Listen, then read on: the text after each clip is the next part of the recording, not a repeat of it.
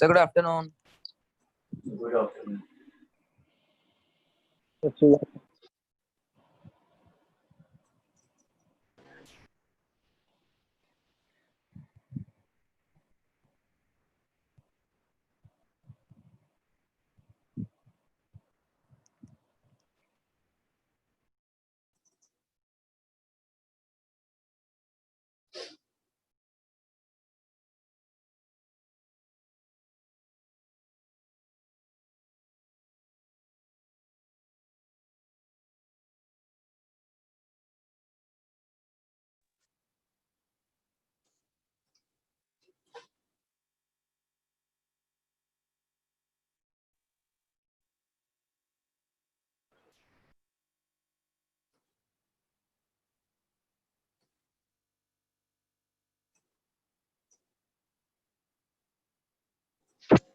Hello hello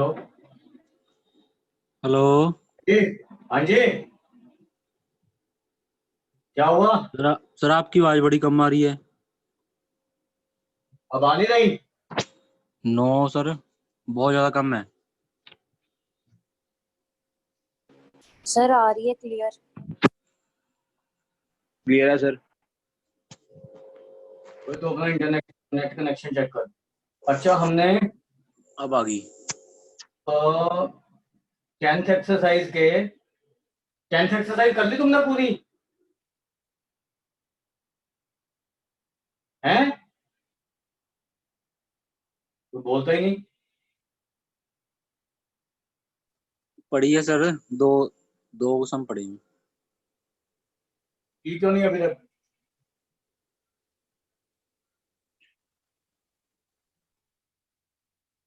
है ना? कर लूंगा सर आज।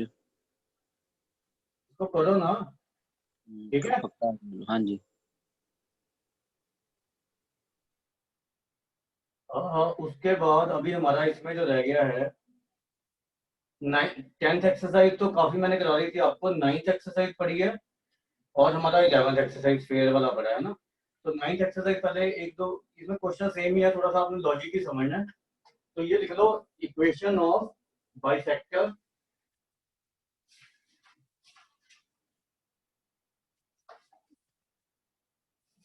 Equation of bisector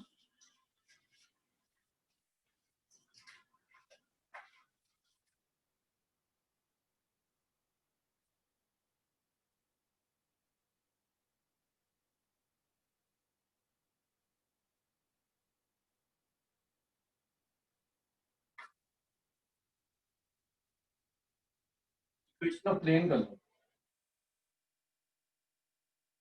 which bisects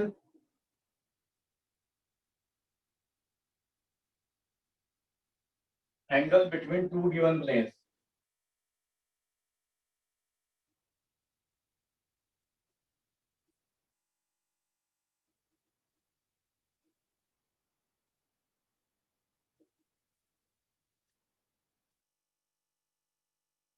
तो मान लो हमारे पास एक प्लेन है ये,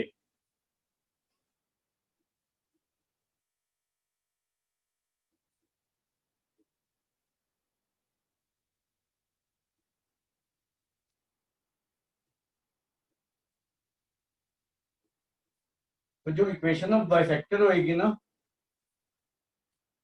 दो प्लेन होंगे।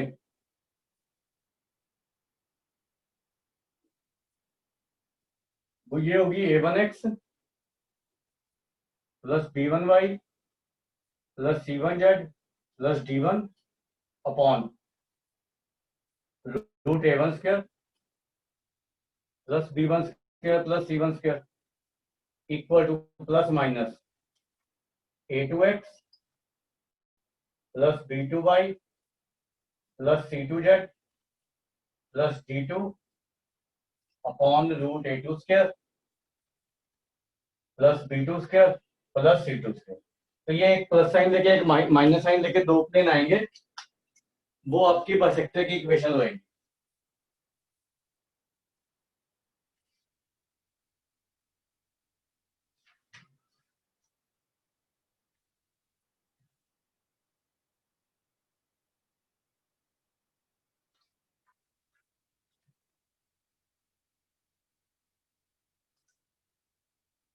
उसके बाद लिखो, लिख लिया ये?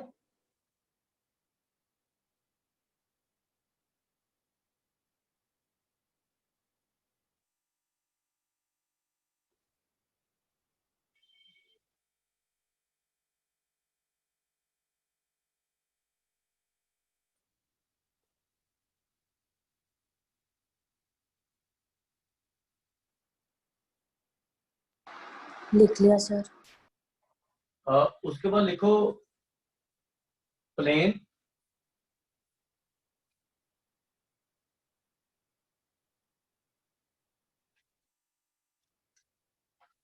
अब ना जैसे इनमें से एक प्लेन एक्यूट एंगल को बाइसेक्ट करेगा और एक प्लेन ऑब्ट्यूज एंगल को बाइसेक्ट करेगा, तो वो हमने कैसे निकालना वो देख लो। तो टू फाइंड ऑब्ट्यूज और acute angle bisector,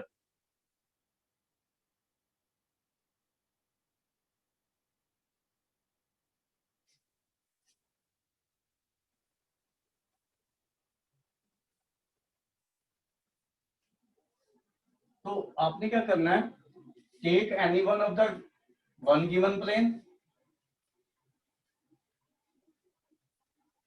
take any one of given plane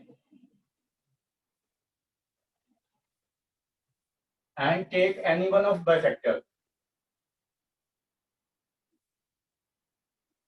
आपने जो दो गिवन प्लेन है उसमें से एक प्लेन लेना है और जो दो बाइसेक्टर है उसमें से एक प्लेन लेना है, ठीक है। तो दो प्लेन हो गए आपके पास, find angle between them, find cos theta.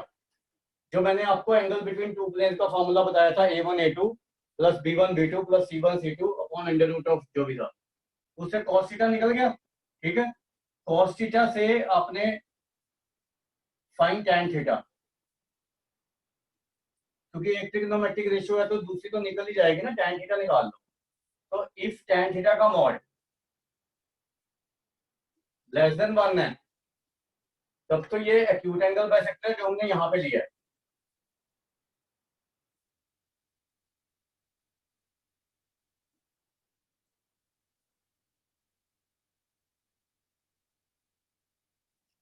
और अगर टैन थीटा का मॉड ग्रेटर देन 1 है तब जो ये बाइसेक्टर हमने दिया था वो ऑब्ट्यूज एंगल को बाइसेक्ट करेगा। ये लिख लो। इसका एक और क्राइटेरिया बता देता हूँ आपको।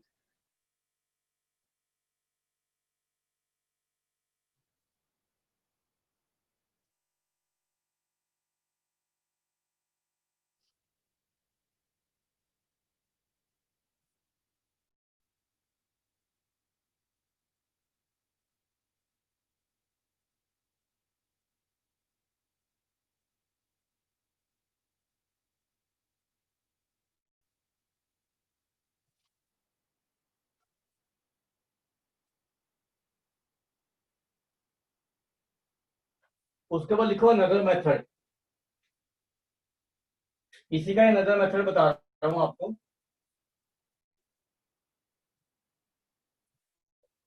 एक्यूट और ऑब्ट्यूज एंगल बस निकालने का, तो ये ज्यादा आसान है, वैसे तो छोटा भी है।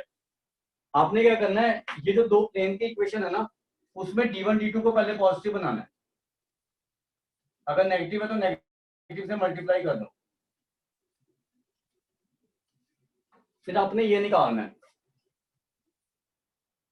a1 a2 plus b1 b2 plus c1 c2। अगर ये ग्रेटर देन 0 है ना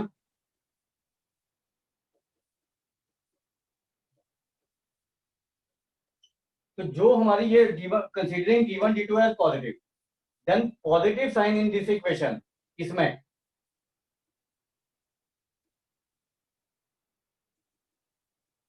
will give obtuse angle bisector,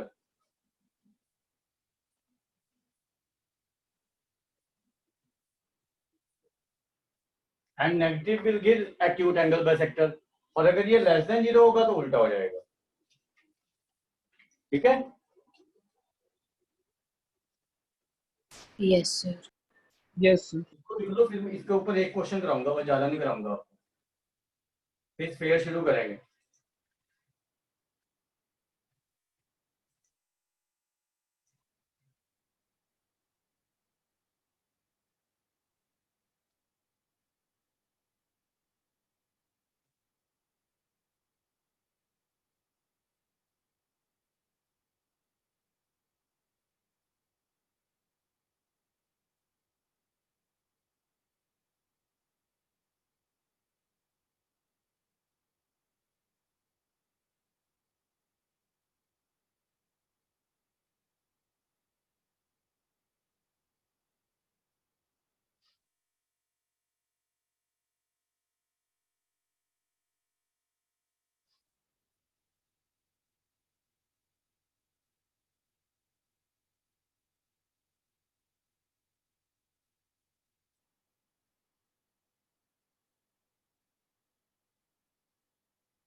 लिख लिया?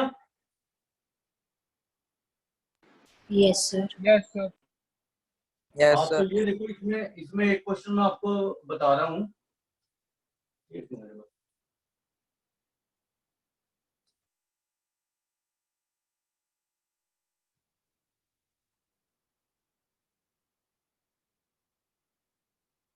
असाइनमेंट का ही क्वेश्चन है, इसमें सारा कुछ निकाल के बता रहा हूँ आपको, ठीक है?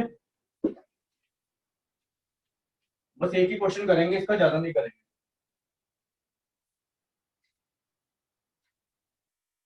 तो सबसे पहले तो हमारा ये क्वेश्चन है, दो प्लेन हमें ये गिवन है।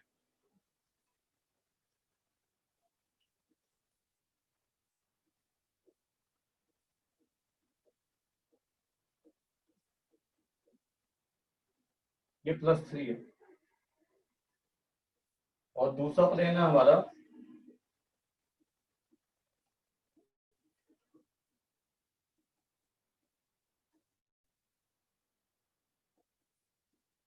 तो बाइसेक्टर की इक्वेशन निकाल लोगे?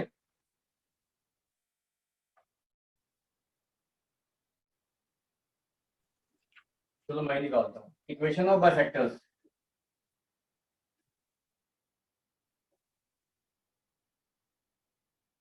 तो ये आएगा, ये 2x है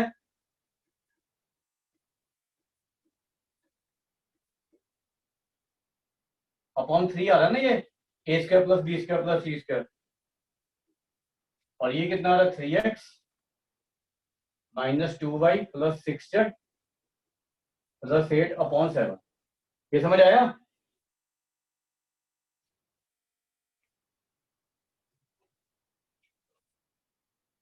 यस सर।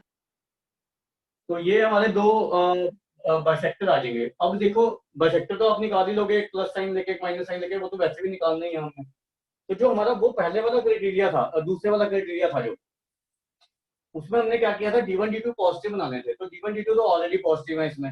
अगर पॉजिटिव नहीं होंगे, मान लो यहाँ पे नेगेटिव होता, तो इस पूरी इक्वेशन को नेगेटिव से मल्टीप्लाई कर देना आप।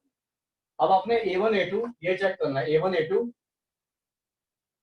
b1 b2 c1 c2।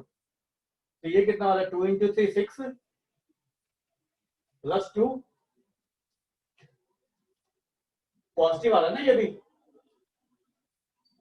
तो ऑब्ट्यूज एंगल बाइसेक्टर क्या होगा, पॉजिटिव वाला, ये वाला।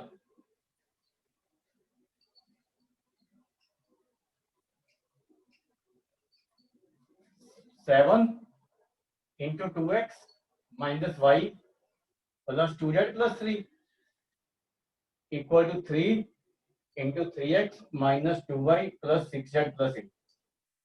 और जब यहाँ पे माइनस साइन ले लेंगे तो वो एक्यूट एंगल बाइसेक्टर आ जाएगा।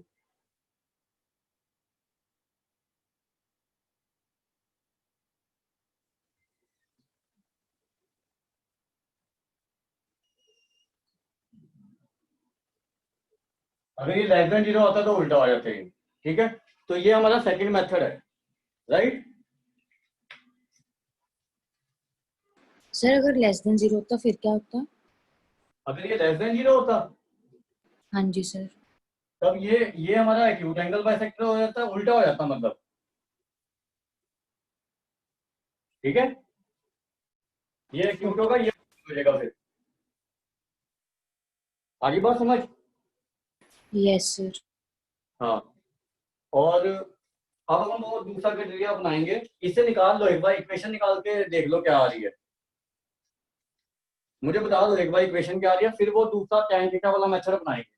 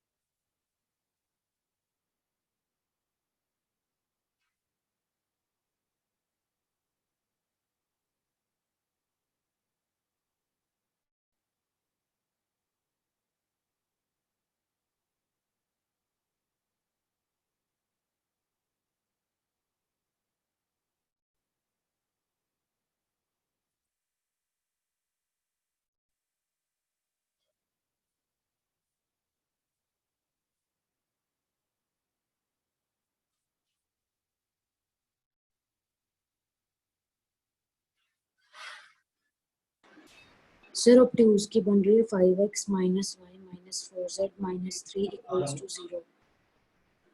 एक इक्वेशन आपकी ये आ रही होगी 23x minus 13y plus 32z plus 45 equal to 0।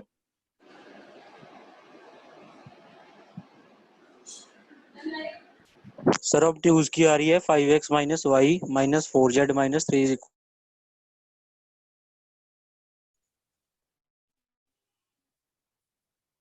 Actually एक ही दिया हुआ मेरे पास ना।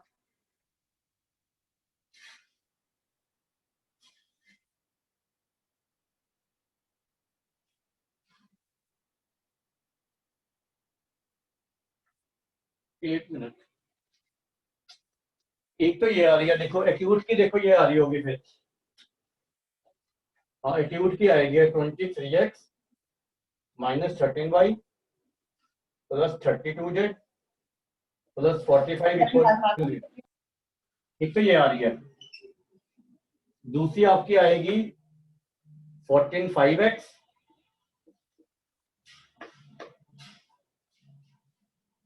माइनस वाई हाँ जी sir, minus 4z minus 3। Minus 4z minus 3। Minus 3 equal to 0। ये पहली इक्वेशन आ रही है आपकी, ठीक है। तो ये दो इक्वेशन आ जाएंगी आपकी बाइसेक्टर की, ठीक है।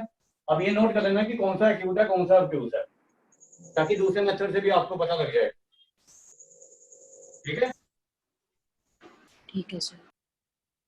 अब देखो दूसरा मेथड लगा रहा हूं अब मैं, ठीक है। अब देखो दूसरे मेथड में क्या करना है, हमने मान लो ये गिवन प्लेन था, ये ले लिया।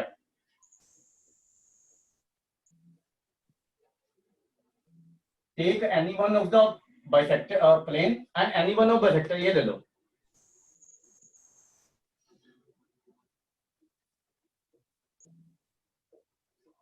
अब इसके बीच में cos थीटा निकाल दो। a1 a2 b1 b2 minus c1 c2 मतलब plus c1 c2 upon under root of, ये 3 हो गया। और ये कितना हुआ 25, ये आ गया ये, ठीक है। तो ये आ गया आपका 3 3 भी कैंसिल हो गया ना। सर सर हाँ बोलो। सर ये किस किस का निकाला आपने? आपने ये कोई भी गिवन प्लेन ले लेना और कोई भी बाइसेक्टर ले लिया। अच्छा, ठीक है ठीक है। एक ये लिया एक ये लिया है, दोनों में से ठीक। कोई भी एक ले लो। अब यहाँ से tan थीटा निकालना है, तो ये बेस अपॉन हाइपोटेन्यूज हो गया। तो परपेंडिकुलर क्या आया आपका √41। तो tan थीटा क्या आ गया मॉड √41 अपॉन √42 ना, √41 अपॉन 1 आ रहा है ना, परपेंडिकुलर अपॉन बेस, तो ये ग्रेटर देन 1 आ रहा है ना। तो ये देखो ये जो बाइसेक्टर है ये हमारा ऑब्ट्यूज एंगल का आना चाहिए, ऑब्ट्यूज का ही आ रहा था ना ये, ठीक है। और दूसरा बाइसेक्टर जो होगा फिर एक्यूट एंगल का हो जाएगा। आई बात समझ?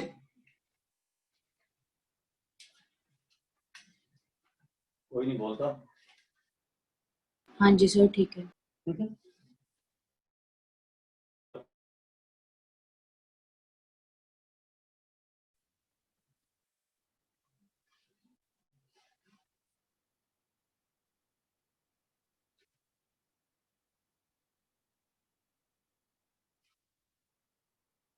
आज खत्म कराना है इसको मैंने ना 3D को, और फिर वेक्टर के ऑब्जेक्टिव असाइनमेंट के डाउट्स वगैरह लूंगा एक आधे दिन।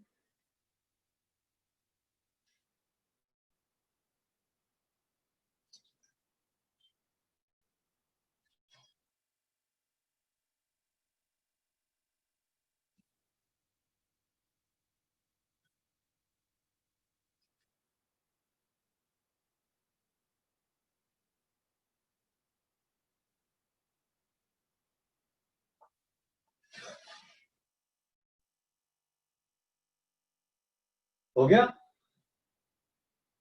Yes sir. उसके बाद फेयर के बारे में जो जो चीजें पहले आपने याद करनी है वो कर लो, थोड़ी बहुत ही कराऊंगा, इसमें ज्यादा नहीं कराऊंगा क्योंकि ये टॉपिक आपके सिलेबस में है नहीं।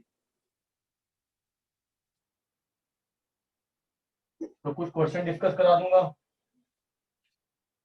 ठीक है। तो लिख लो sphere.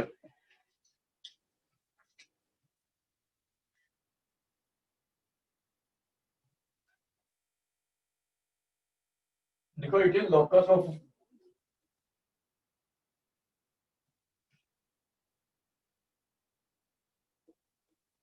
in 3-dimensional space.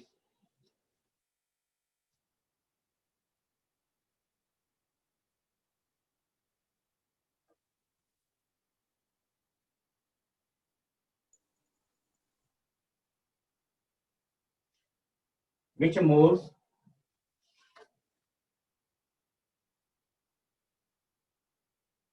such that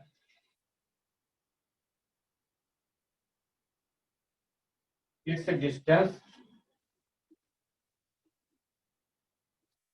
from a fixed point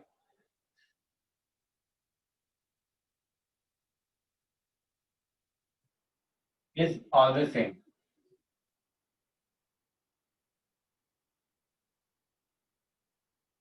Constant. ठीक है। तो जैसे मान लो ये हमारा ऐसे मूव कर रहा है, this is moving point and this is fixed point, ठीक है। तो जो जनरल पॉइंट होता है स्फीयर पे, मान लो आपने आर वेक्टर ले लिया, ये इसके पोजीशन वेक्टर, और इसके पोजीशन वेक्टर सेंटर के ए वेक्टर है, और ये जो रेडियस है इसका मान लो कांस्टेंट है सी, ठीक है। तो ये हो जाएगा r vector minus a vector का मॉड इक्वल टू सी, ये नहीं आ जाएगा। Yes sir. तो जब मैंने आपको बताया था कि वेक्टर इक्वेशन में हम आर वेक्टर को हमेशा एक्स वाई जेड देते हैं पोजीशन, इसके कोऑर्डिनेट। ये आप कुछ भी ले लो, x1 y1 z1 ले लो, u v w ले लो, तो जो मर्जी ले सकते हो आप ना। तो x1 y1 z1 ले लो, और ये डिस्टेंस तो c है ही। तो इसको अगर आप कार्टेशियन फॉर्म में चेंज करोगे ना, तो ये इक्वेशन आ जाएगी।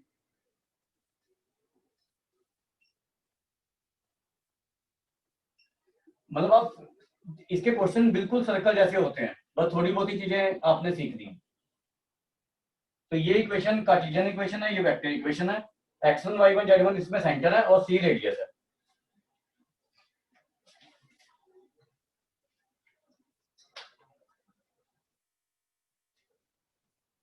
तो सेंटर इसमें x1 y1 z1 होगा अगर आप निकालना चाहते हो, ठीक है, और रेडियस c है।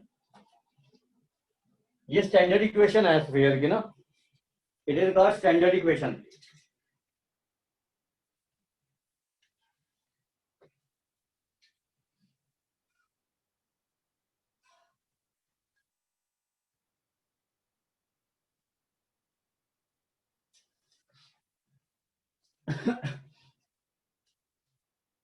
उसके बाद इसकी जनरल इक्वेशन लिख लो।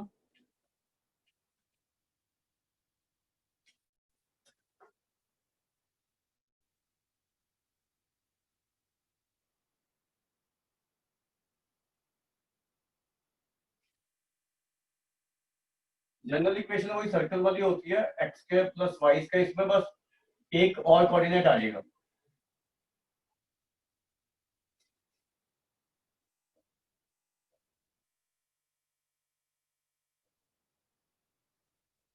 ये बन जाएगी। इसका सेंटर जो होएगा वो minus u minus v minus डब्ल्यू है,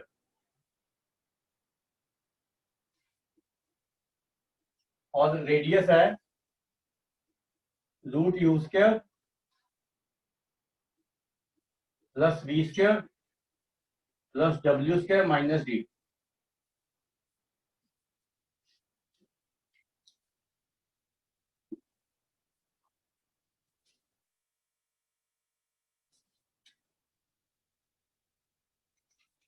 उसके बाद एक डायमीट्रिक एंड पॉइंट की इक्वेशन होती है इसकी, जैसे सर्कल में हमने की थी। ये डायमीट्रिक एंड पॉइंट्स गिवन है, मान लो ये आपको गिवन है डायमीटर के एंड पॉइंट स्फीयर के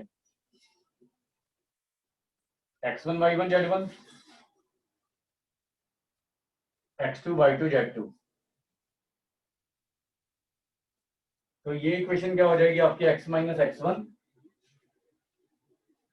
into x minus x2 plus y minus y1 y minus y2 z minus z1 into z minus z equal to 0। ये डायमेट्रिक फॉर्म में इक्वेशन आ जाएगी। और अगर इसका वेक्टर इक्वेशन देखना है तो ये मान लो आपका ये वेक्टर है, ये वेक्टर ले लो, इसके पोजीशन वेक्टर, इसके पोजीशन वेक्टर बी वेक्टर ले लो और एक जनरल पॉइंट ले लो आर वेक्टर।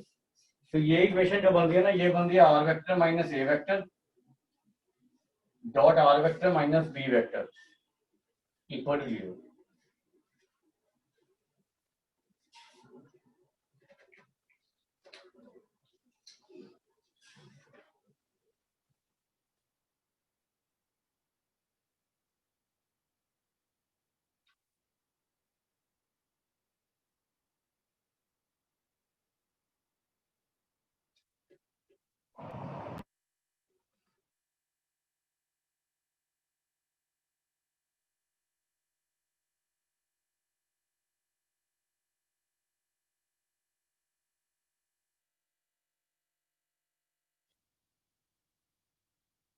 तो मैं थोड़े से क्वेश्चन करवा रहा हूँ अभी आपको, ठीक है।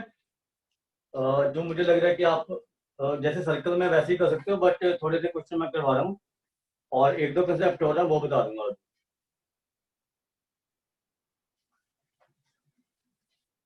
कुछ तो आसान है, वो ट्राई कर लेना, ठीक है।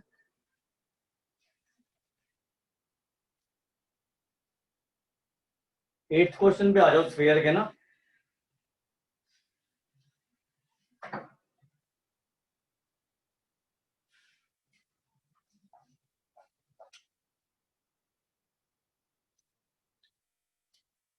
आपको दिया obtain the equation of the sphere passing through the points 1 0 0 0 1 0 0 0 1 which has its radius as small as possible।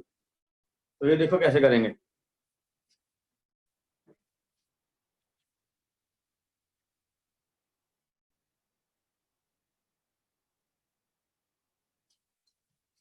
Sir question number क्या है?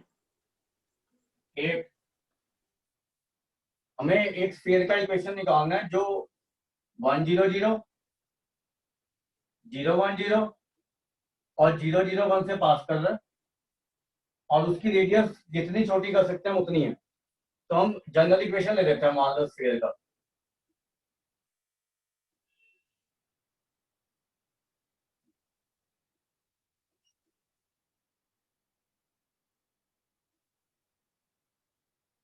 ठीक है, अब ये स्फीयर 1 0 0 से पास करो तो ये पॉइंट पुट कर दो।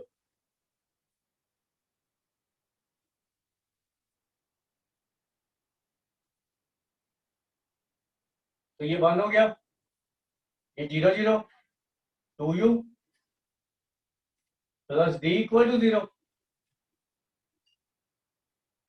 सिमिलरली ये पॉइंट पुट कर दो तीनों दोनों, तो आपके पास ये चीज आ जाएगी 1 plus 2v plus d equal to 0 and 1 plus 2w plus d equal to 0। ये तीन इक्वेशन आएंगी, देखो यार।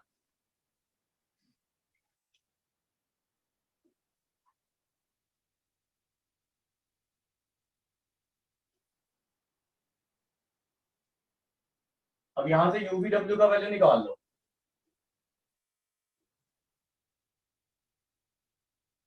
ये तीनों इक्वली आ रहे हैं, ठीक है। तो रेडियस क्या होती है?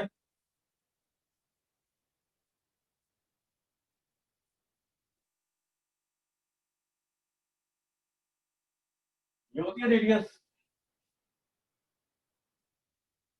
ये वैल्यू पुट कर दो तो ये 3 टाइम नहीं हो जाएगी ये चीज इसका स्क्वायर, तो ये नहीं आ जाएगा।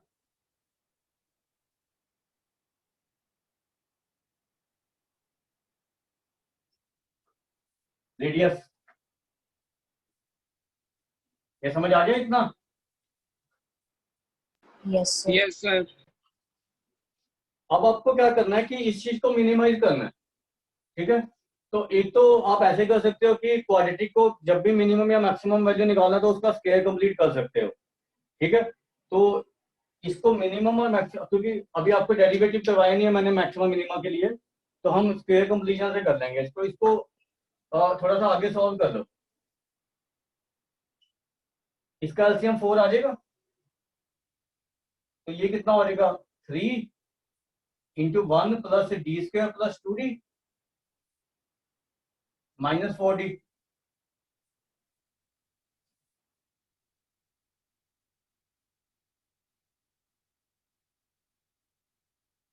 तो ये चीज आ जाएगी आपकी। इसको 3 को वैसे हमें कॉमन ही लेना पड़ेगा बाद में ना।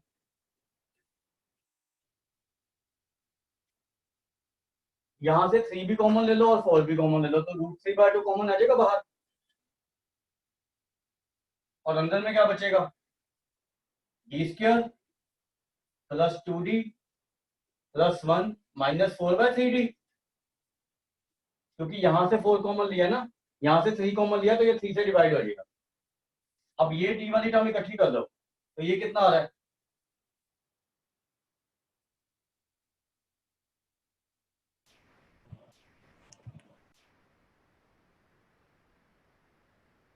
2/3d plus 1।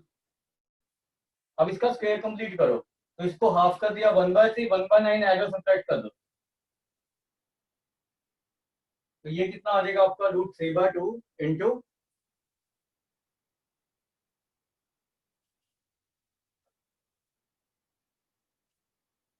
डी प्लस 1/3 का होल स्क्वायर, और ये 1 और ये बच गया ना, ये हो गया 8/9। अभी देखो रेडियस कब मिनिमम होगी, इसका मिनिमम वैल्यू अंदर वाले का तो 8/9 नहीं आ रहा जब ये 0 होगा, क्योंकि ये स्क्वायर है, यस सर। ठीक है। तो मिनिमम रेडियस कितना हो जाएगा आपका, एक तो ये बाहर वाला √3/2 और ये 8/9, मतलब 2√2/3, तो ये कैंसिल हो गया। तो मिनिमम रेडियस आपका 1 आ रहा है, नहीं 2√2 आएगा ये, तो ये भी कैंसिल हो गया। तो रूट में 2/3 आ रहा है मिनिमम रेडियस, एक बार चेक कर देता हूँ।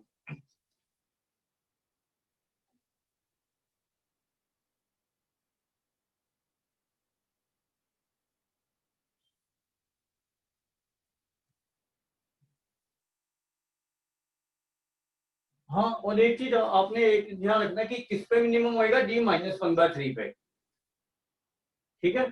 तो D-1/3 पे अगर मिनिमम है, तो यहाँ पे आप वैल्यू पुट करके UVW का वैल्यू निकाल सकते हो। तो ये देखो 1/3 -1, UVW का वैल्यू निकालना कितना आ रहा है, -1/3 आ रहा है ना, D को -1/3 पुट करके।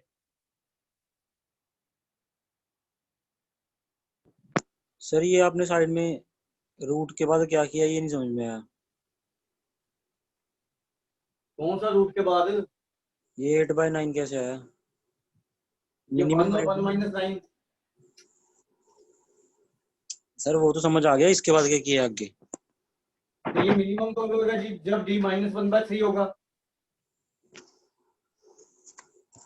ये चीज 0 होगी तभी मिनिमम होगा ना। हाँ जी। तो D की वैल्यू बस यही निकालना था, वैसे तो हमने D की वैल्यू निकालनी है जिस पे मिनिमम है। अब D-1/3 यहाँ पे पुट करके UVW आ जाएगा, फिर UVW और D यहाँ पे पुट कर दो, बस ये इक्वेशन आ जाएगी स्फीयर की। अच्छा -1/3 आया UVW। सबका वैल्यू -1/3 आ रहा है एक्चुअल में, D का भी और UVW का भी। Yes sir. तो ये 1/3 1/3 1/3 -1/3 तीनों यहाँ पे पुट करके इक्वेशन निकाल लो बस। तो ये आ जाएगी 3 times x² + y² + z² -x, कुछ ऐसे इक्वेशन आ जाएगी, -2x -2y -2z -1 = 0। आ रही है ये।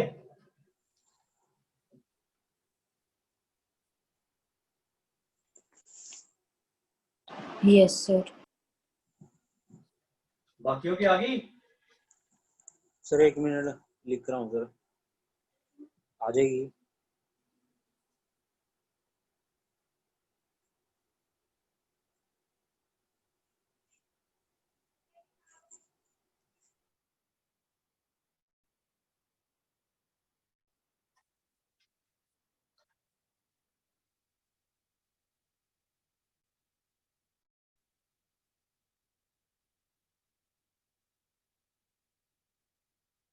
उसके बाद 9th क्वेश्चन पे आ जाओ।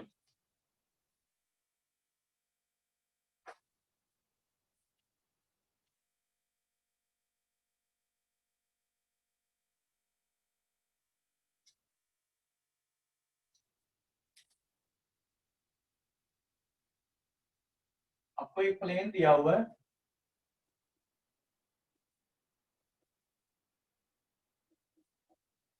ठीक है, और ये कोऑर्डिनेट एक्सिस को एबीसी पे कट कर रहा है। आपने जो स्फीयर ओएबीसी है ना, जो 4 पॉइंट से पास करेगा, इसमें रीजन भी इंक्लूडिंग है, उसका इक्वेशन निकालना है। तो ए क्या हो जाएगा, A00,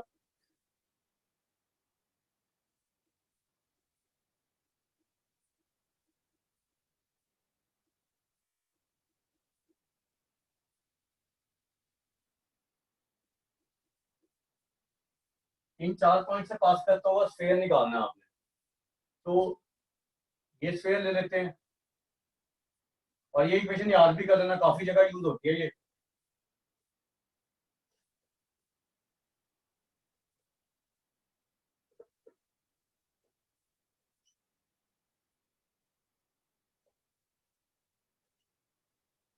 अब इसमें ये तो पता लग रहा है D0 होगा, क्योंकि 0 0 से पास कर रहा है।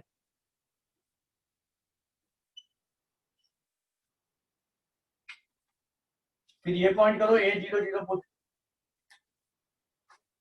A², A00 plus 2UA, D तो 0 है ही, तो ये भी 0 आ गया ना।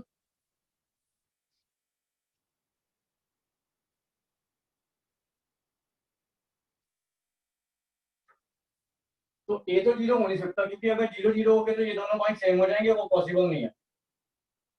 ठीक है, तो A की वैल्यू क्या आ जाएगी, -2U।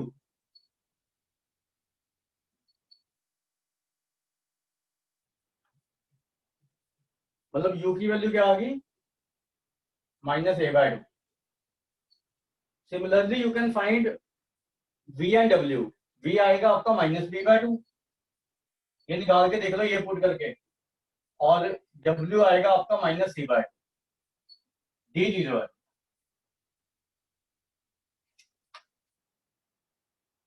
एक बार ये चेक करो, आ रही है?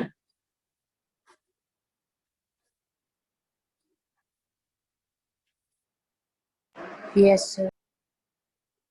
अब ये वैल्यू यहाँ पे पुट कर दो, बस यहाँ पे। तो इक्वेशन क्या आ जाएगी आपकी, x²।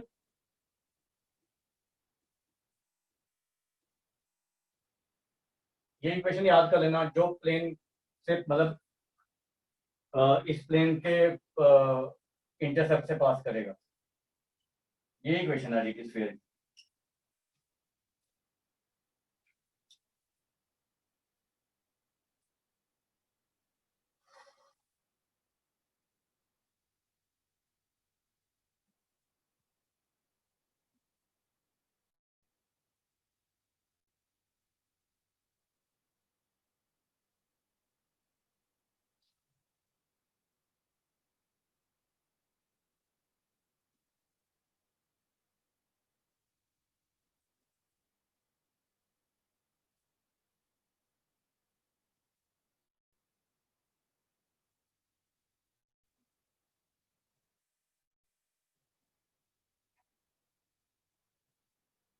ये लिख लो, फिर 10th क्वेश्चन कराता हूँ। लिख लिया सर। 10th क्वेश्चन पढ़ो एक बार।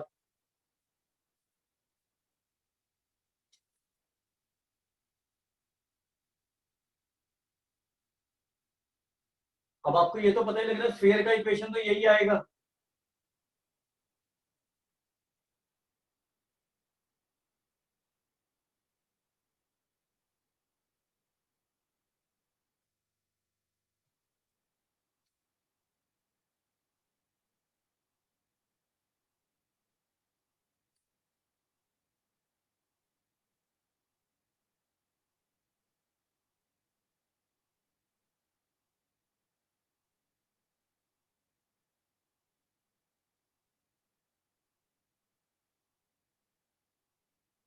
10th क्वेश्चन पढ़ा है भाई? हाँ जी sir.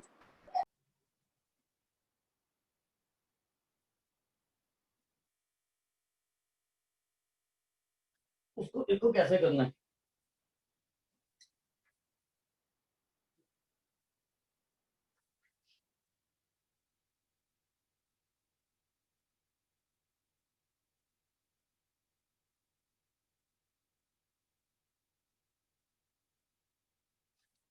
A plane passes through the point ABC and cuts the coordinate axis in ABC. ठीक है, तो ABC को अगर आपको और कोई पॉइंट लेना पड़ेगा फिर, मतलब ए बी सी को कुछ और पॉइंट लो, मतलब ए को ये मत लो ABC। ए इस क्वेश्चन में ना 10th में ए को ये ले लो।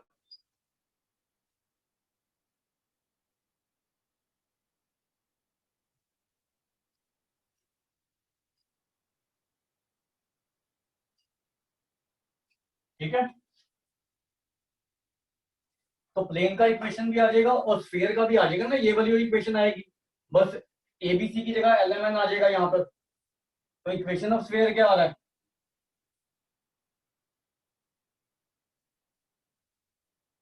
ओ A B C.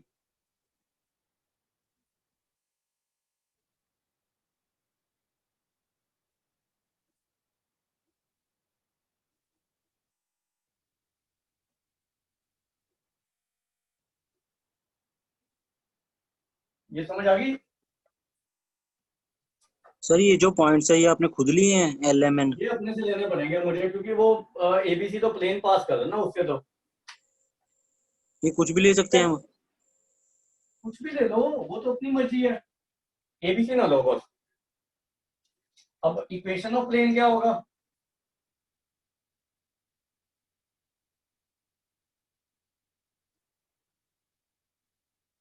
X by l y by m z by m equal to 1। क्योंकि एबीसी से प्लेन भी पास कर रहा है ना, तो ये इंटरसेप्ट फॉर्म में इक्वेशन लिख दी। अब ये एबीसी से पास कर रहा है,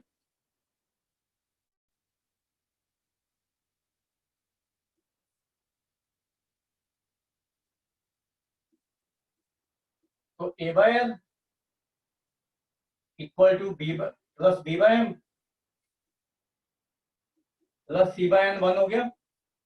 अभी हमने लोकस निकालना सेंटर ऑफ द स्फीयर का, तो सेंटर ऑफ स्फीयर को हम x1 y1 z1 ले लेते हैं।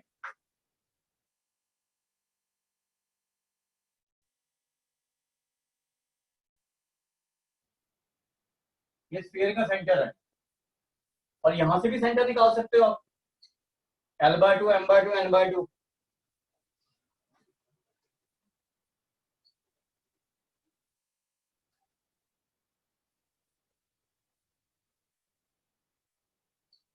तो x1 क्या हो जाएगा L/2,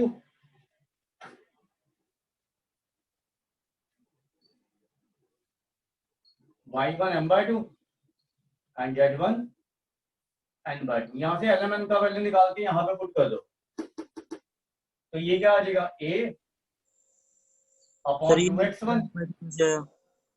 है। ये सेंटर बताना कैसे आया L/2 M/2?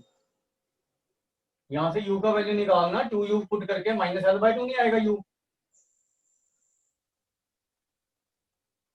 u के इसके साथ ये देखना यहाँ पे, अच्छा ठीक है, ये इसको इक्वेट कर माइनस एल को, तो u माइनस L/2 नहीं आ जाएगा, आ गया समझ, ठीक है सर। और सेंटर क्या होता है माइनस u।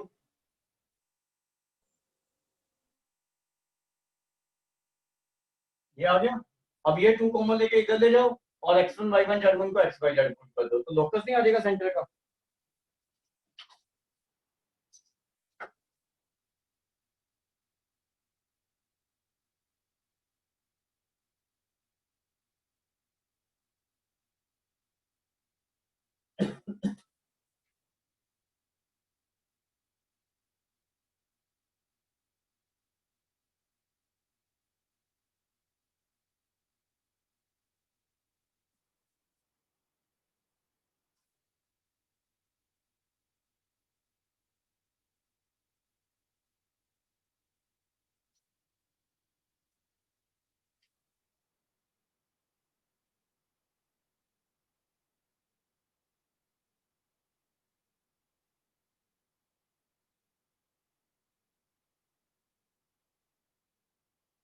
एक 12th और 13 क्वेश्चन और करवा, बाकी इस एक्सरसाइज के क्वेश्चन अपने आप ट्राई करना, जो प्रॉब्लम आएगी वो पूछ लेना नेक्स्ट क्लास। एक और क्लास लगा ही लेंगे 3D की ना, क्योंकि नहीं तो आपके डाउट्स नहीं होंगे इस असाइनमेंट में।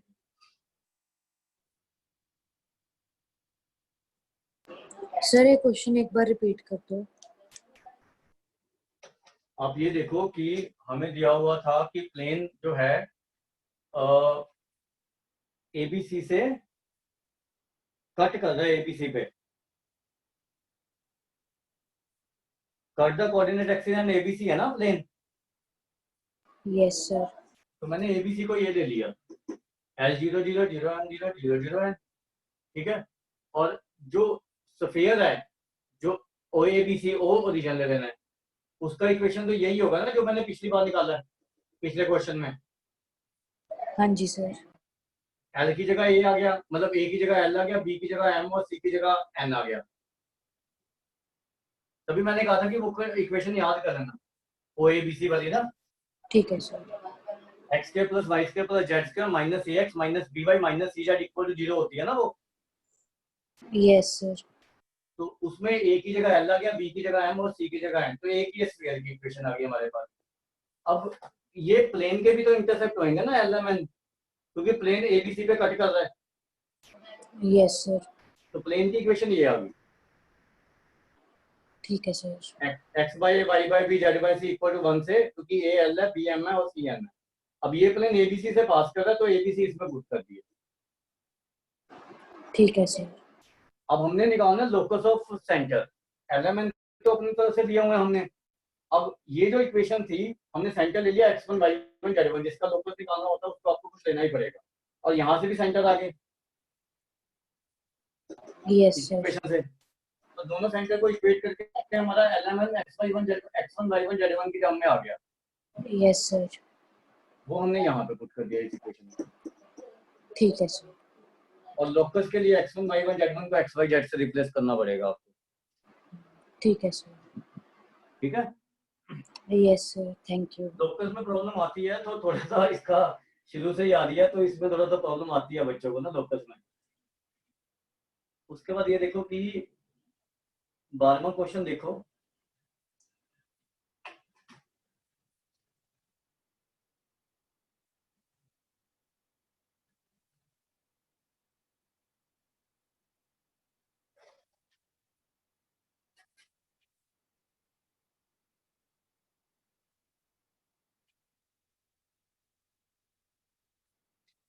a variable plane passes through a fixed point 1 2 3। ये प्लेन है, ये 1 2 3 से पास कर रहा है, मान लो ये पॉइंट है ये, ठीक है। So that locus of the foot of the perpendicular from origin to this plane। अब हमने ओरिजिन से इस प्लेन पे परपेंडिकुलर ड्रा कर दिया, तो ये फुट आ गया। अब इसका लोकस निकालना है आपको, ठीक है। तो इसको मैं एक्स वाई जेड ले रहा हूँ, पॉइंट को x1 y1 z1 ले लो, बाद में रिप्लेस करना पड़ेगा, तो पहले मैंने x y z ले ली। अब ये देखो कि ये लाइन और कोई भी लाइन, इन दोनों को ज्वाइन करने वाली लाइन, ये दोनों परपेंडिकुलर नहीं होंगे,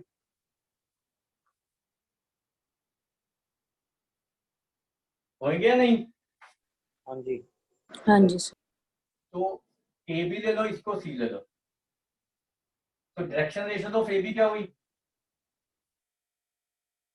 x y z, x y z. भी एक पॉइंट ओरिजिन ही है। और d r of b c क्या हुई, x minus 1 y minus 2 z minus 3। अब a b is perpendicular to b c, तो ये चीज क्या इम्प्लाई करती है, डॉट प्रोडक्ट।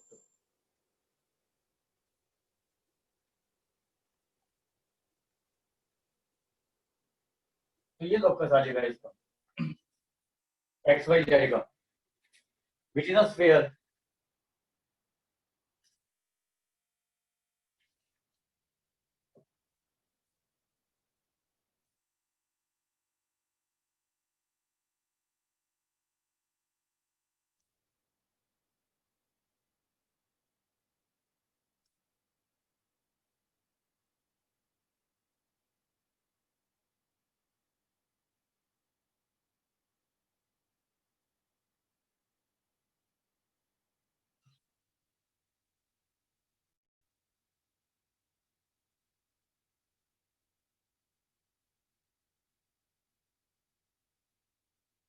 एक 13 क्वेश्चन और देख लो।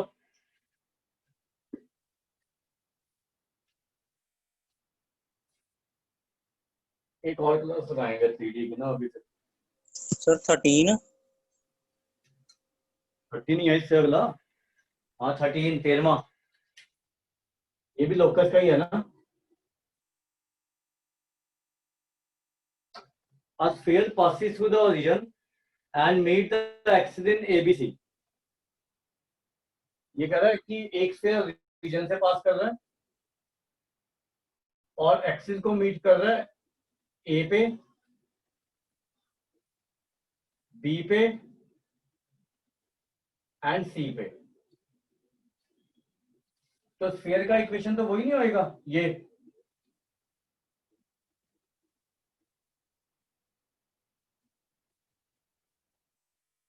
अभी लिखी थी, बनाई थी ना हमने। Yes, sir. अब इसका स्फीयर का रेडियस 2r कह रहा है ये, इस स्फीयर का जो हमने निकाला है। और हमने सेंट्रॉइड का लोकस निकालना है एबीसी के। तो जिसका लोकस निकालना है उसको एक्स वाई जेड ले लो।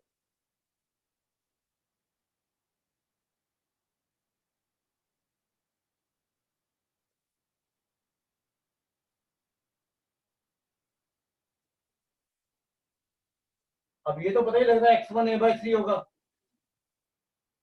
y1 b/3 और z1 c/3। ठीक है। और रेडियस इसका 2 आ रहा है स्फीयर का, तो इसका रेडियस क्या आ रहा है यू स्क्वायर। यू इसमें -a/2 आ रहा है ना, तो यू स्क्वायर a²/4 हो जाएगा, b²/4। डी इसमें 0 है और ये 2r दिया होगा। सर ये रेडियस निकाला है। इसका रेडियस तो ये 2r दिया हुआ है ना, तो इक्वेट तो करना ही पड़ेगा मुझे 2r के रेडियस को। ये वही formula u² + v² + w² - d। अब यहां से एबीसी का वैल्यू निकालो, यहां पे पुट कर दो, तो ये नहीं आ जाएगा 9x1² / 4।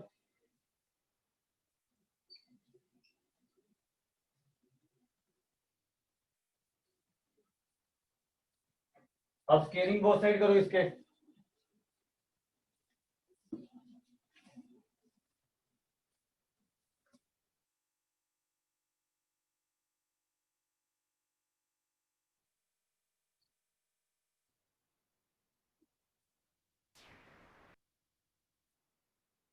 ये नहीं आ गया, तो ये 4/9 को उधर ले जाओ।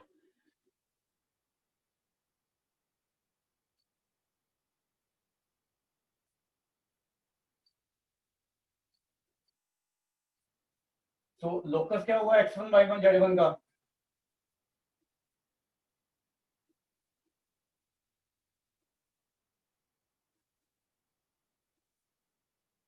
तो ये स्फीयर आ रहा है, वो centre is origin and radius is 4/3।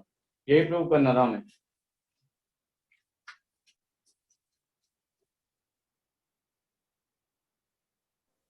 Sir hmm. Sir ये a²/4 कैसे आता है सर, ये इक्वेट करके जनरल इक्वेशन से। यहाँ से u का वैल्यू निकालना, ये यहाँ से u क्या आ रहा है -a/2, हाँ जी। v - b/2, v - b/2 w - c/2। तो उसमें रेडियस के फॉर्मूले में पुट कर दे u² + v² + w² में। हाँ जी ठीक है। सर वो वाली क्वेश्चन सिर्फ एबीसी कैलकुलेट करने के लिए ही है। कौन सी। सर जो आप बोल रहे थे जहां से आपने एबीसी कैलकुलेट किया है। ये वाली। हाँ जी सर। ये वाली। नहीं सर वो 2 वाली, यहाँ पे 2 यू वो था ux वो तो वो वाली। जनरल इक्वेशन होती है ना, x² + y² + z² + 2ux + 2vy + 2wz + d = 0। तो उसको इसको ठीक कंपेयर करेंगे तो u v w का वैल्यू आ जाएगा, फिर रेडियस आ जाएगी हमारी। ठीक है सर।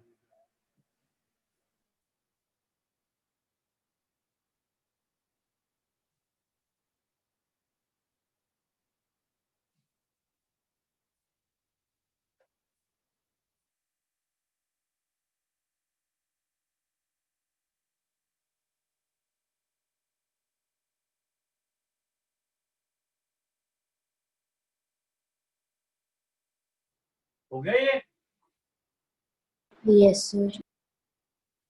अब इस एक्सरसाइज को कर लेना, एक बार अटेम्प्ट कर लेना।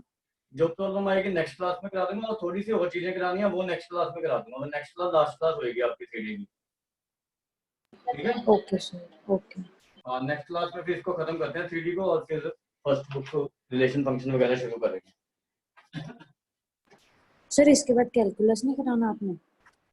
कैलकुलस ही होएगी, वो रिलेशन फंक्शन, डिफरेंशिएशन, इंटीग्रेशन वगैरह। और कुछ तो रह ही नहीं ना कि अब आपका डिफरेंशियल कैलकुलस और इंटीग्रल कैलकुलस ही रह गया बस। हाँ जी।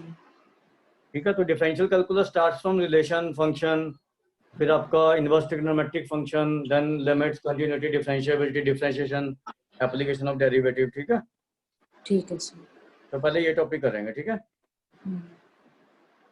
चलो ठीक है, okay sir, thank okay you. जी, ओके ओके जी, ओके।